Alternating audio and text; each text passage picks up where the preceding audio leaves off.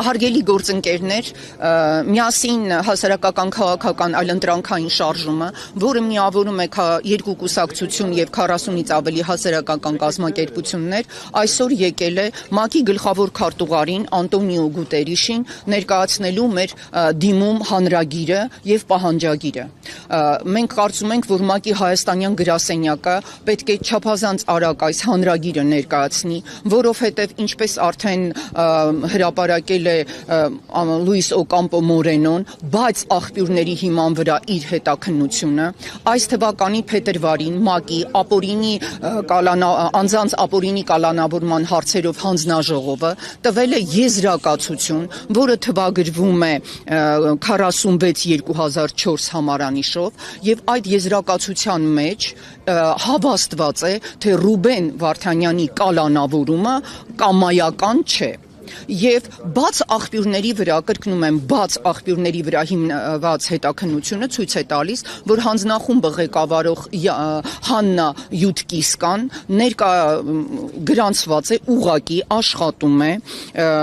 Սոկար ընկերության, իսկ Սոկար նավթային ընկերությունը Ադրբեջանի պետական ընկերությունն է, նրանց իրավական շահերի պաշտպան։ Այսինքն ինքը ուղղակի իրավաբան է, որը պաշտպանում է Ադրբեջանի պետական ընկերության շահերը։ Նա ունի ուղղակի առնչություններ եւ ֆինանսական հարաբերություններ Ադրբեջանի հետ։ Դրան գումարվում է այն, որ նրա ամուսինը ադրբեջանական արմատներով ուկրաինացի քաղաքական գործիչը քանիցս հրապարակային մամուլում եւ 20 թվականի 44-օրյա պատերազմի ժամանակ եւ դրանից հետո հայտնել է իր ուղղակի աջակցությունը եւ ջատագովել է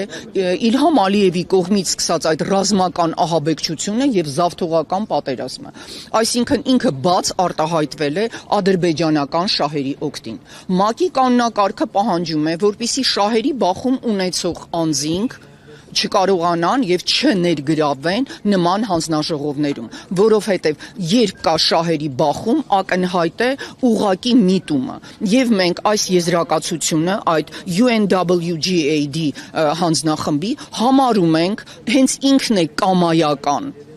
Եվ համոզված ենք, որ եթե այսպես շարունակվի եւ ՄԱԿ-ը հետ չկանչի այս եզրակացությունը եւ չձևավորի նոր հանձնախումբ համապատասխան ՄԱԿ-ի կանոնակարգին, մենք կունենանք Ադրբեջանի միջազգային հանցագործ վարչախմբի կողմից նոր այսպիսի դիմումներ եւ նրանք Բաքվի բանտերում ապօրինի գտնվող մեր պատանդների վերաբերյալ կկարողանան ըստ էության հենց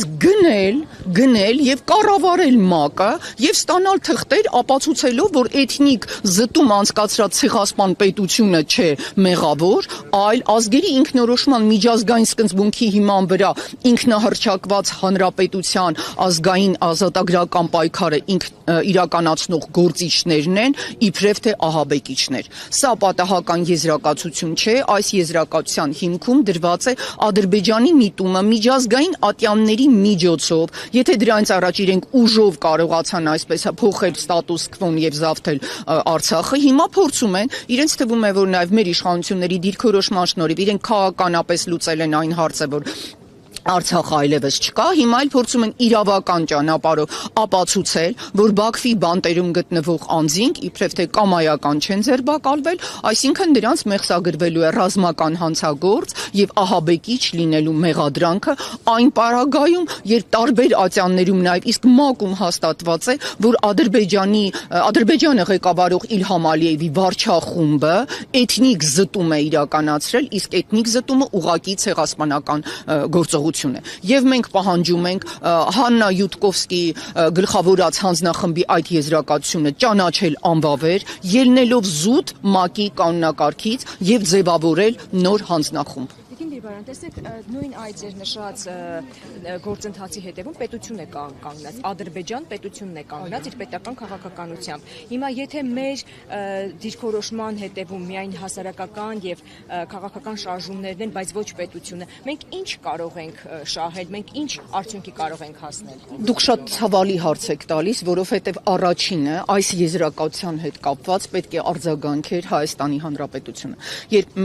Հայաստանի Հանրապետություն ասելով ես նկատի ունեմ մեր գործադիր իշխանությունը, ամբողջ կառավարությունը, արտգործնախարարությունը, ՄԱԿ-ի հայաստանյան ներկայացուցիչը, արդարադատության նախարարը եւ նաեւ մարդու իրավունքների պաշտպանը, որովհետեւ Բաքվի բանտերում գտնվող բոլոր մարդիկ Հայաստանի Հանրապետության քաղաքացիներն են։ Մեր պետության առաջնային նպատակը պետք է լիներ պաշտպանել իր քաղաքացիների շահերը ակնհայտ ապօրինությունից։ Մենք ինչ ենք տեսնում Իսրայելի եւ մյուս պետությունների օրինակով, նրանք յուրաքանչյուր քաղաքացու համար դիմում են ամեն միջոցի։ Այո, պետք է արձանագրենք, որ մեր պետությունը լռում է եւ այս խնդիրների բարձրաձայնումը իր վրա վերցրել է փաստորեն Լուիս Մորենո Օկամպոն։ Դրանից հետո ես կարծում եմ մենք չունենք այլ ընտրանք, եթե պետությունը լռում է, մենք իրենց ուղարկել ենք նաեւ համապատասխան փաստաթղթեր եւ մեր բողոքը եւ կարծում եմ հենց այս հանրային ելույթներն են, որ հեռարձակվում են, ցույց են տալիս, որ Հայաստանի Հանրապետությունում իշխանությունը գրաված քաղաքական ուժը, քաղաքացիական պայմանագիրը ոչ միայն չի կատարում իր սահմանադրական պարտքը պաշտպանել Հայաստանի Հանրապետության սահմանները, քաղաքացիների անվտանգությունը ու շահերը, այլև լռում է ելնելով տարբեր դրդապատճառներից։ Նրանք խոսում են վախի մասին, պատերազմի եւ նրանք կարծում են, որ չպաշտպանելով Հայաստանի Հանրապետության քաղաքացու անվտանգությունն ու շահը, բերում են իբրև թե խաղաղություն։ Այս մեր բողոքը նաեւ հենց այդ կեղծ խաղաղության դեմ բողոքի նշան է, ամոթ նաև մեր կառավարությանը, որ լռում է, որը եւ ոչինչ չի անում, բայց եթե կառավարությունը լռում է, դա չի նշանակում, որ մենք պետք է մտածենք, որ թույլատրելի է։ Արշիվում ընտրություններ են կամ այլ միջոցառումներ են, եւ Հայաստանի Հանրապետության բոլոր քաղաքացիները եւ միջազգային կառույցները պետք է իմանան, որ Հայաստանում կան ուժեր եւ ամենակարևորը քաղաքացիական հասարակություն, որը պաշտպանում է իր շահերը, իր սահմանադրական իրավունքները։ Այսինքն, եթե մեկը լռում է, դա նշանակում է դու պետք է վերցնես այդ արդարության համար պայքարի դրոշը եւ գնաս առաջ, եւ ոչ թե հաշտվես։ Իրավիճակը փոփոխելի է, այսօր այդպիսի մարդիկ են իշխանության, դա նշանակում է մենք պետք է հասնենք նրան, որ իշխանության կան մարդիկ, ովքեր պաշտպանելու են Հայաստանի Հանրապետության անվտանգությունը, որը ամենից առաջ մեր քաղաքացիների անվտանգությունն է եւ կյանքի ապրելու իրավունքը։ Երեք մենք հնարավորություն ունեինք Շարմ էլ-Շեյխում բարձրացնելու, այսինքն Իդեմես Փաշինյանի եմ ասում, եւ մինչեւ հիմա եթե մենք զուգահեռներ համեմատություններ կարող ենք տանել մեր գերիների եւ իսրայելական գերիների միջեւ, մենք այլևս չենք կարող դա տանել, որովհետեւ այդ պատանդների գերիները ազատվեցին, իսկ մերոնք մնացին։ Գիտեք, մենք պետք է շարունակենք տանել այդ զուգահեռները։ Ես վերստին կրկնում եմ, Նիկոլ Փաշինյանը մեկնեց ըստ էության ՄԱԿ, գնաց ԵԽԽՎ, իսկ դրանից առաջ այնտեղ գնացող բոլոր պաշտոնական, այսպես պատվիրակությունները խոսում էին այն մասին, որ Արցախի ժողովուրդը իրացրել է ինքնորոշվելու իր միջազգային իրավունքը եւ որ Արցախի ինքնահռչակված հանրապետությունը բացարձակ օրինականորեն է կատարել այդ իր հանրակրվեն եւ ինքնորոշումը, իսկ այս անգամ փաստորեն Հայաստանի Հանրապետության վարչապետը գնաց վերստին այդ ատյաններում խոսելու այն մասին, որ արցախցիները պետք է ապրեն Հայաստանում, դրանով կարելի է ասել ինքը շարունակում է իր ուղեգիծը, բայց պետք է նշել, որ ինքը երբեք դա այս վերջի շրջանում չի թաքցնում։ Ինքը բազմիցս Հայաստանի տարբեր բարձր ամբիոններից, իսկ հիմա մենք տեսնում ենք արդեն գրեթե մեկ ամիս են Հայաստանի Հանրապետությունում այսպես պահերով է գտնվում եւ գնում է տարբեր միջազգային ատյաններ, նաև այնպիսի ատյաններ, որ չես էլ հասկանում արդյոք այնտեղ կա անհրաժեշտություն գնալու թե ոչ, եւ ամեն անգամ այնտեղ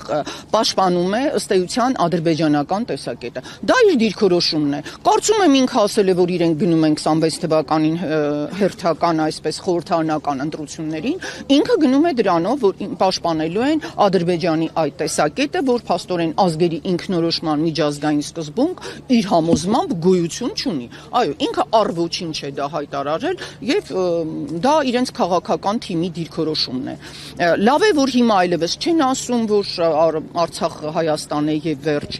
եւ 21 թվականի ընտրություններին, եթե այդ ծրագիրը կարդում եք, այնտեղ իրենք պատրաստ էին լինել Արցախի ժողովրդի անվտանգության երաշխավորը, Հայաստանի Հանրապետության սահմանների երաշխավորը, խոսում էին անջատում հանուն փրկության ծրագրի մասին, իսկ հիմա երևի այս ընտրություններին կգնան հենց այս ծրագրով, որ Ադրբեջանի կամ կամքը դա սրբություն է, Ադրբեջանի կամքը դա խաղաղություն է։ Նրանք կարծում են